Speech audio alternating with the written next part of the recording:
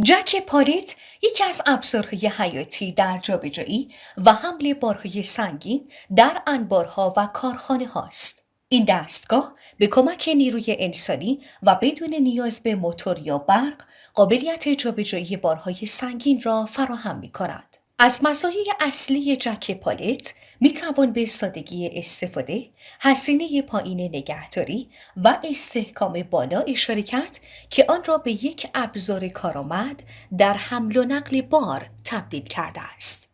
علاوه بر این جک پالیت ها در انواع مختلفی مانند دستی و برقی عرضه می شوند که هر کدام مزایا و ویژگی های خود را دارند. جک پالیت دستی برای فضاهای کوچک و بارهای سبکتر مناسب است، در حالی که جک پالیت برقی برای جابجایی سریعتر و بارهای سنگینتر کاربرد دارد. در نهایت انتخاب جک پالیت مناسب بستگی به نوع بار و نیازهای کسب و کار شما دارد.